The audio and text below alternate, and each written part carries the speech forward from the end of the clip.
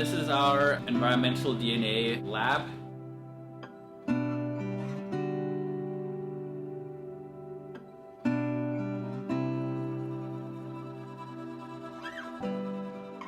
My name is Dr. Christoph Deek. I'm a research scientist with Fisheries and Oceans, and I'm part of the Follow the Fish project.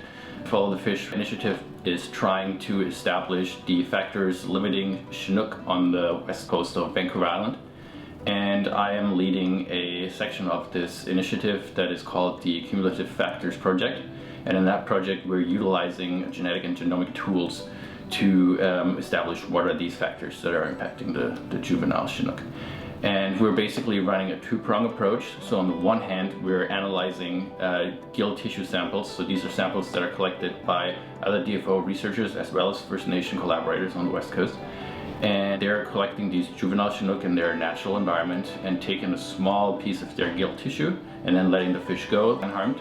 And we're analyzing the gene expression and the nucleic acid traces in these gill tissues, and we can determine what diseases and pathogens these young fish are experiencing, and we can also tell what stressors these fish are experiencing. So if they're like stressed from low oxygen or high temperatures or salinity.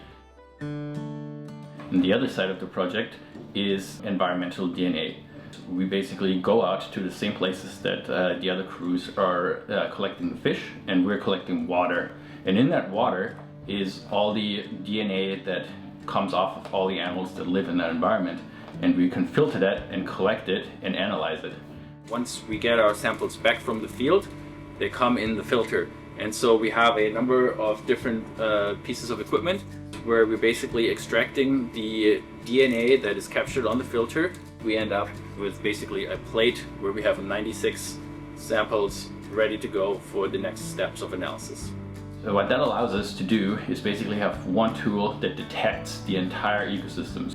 And then we have a matching data set that describes the environment around salmon as well as the actual experience from salmon. And then what we ultimately try to do with that is identify the regions where juvenile salmon are thriving and where they're not. Where these salmon are thriving, these should be areas that get specific protection. Whereas on the other hand, areas where salmon are not thriving, where they're experiencing stress, where they're experiencing disease, we're trying to figure out, is that associated with anything that we can do something about?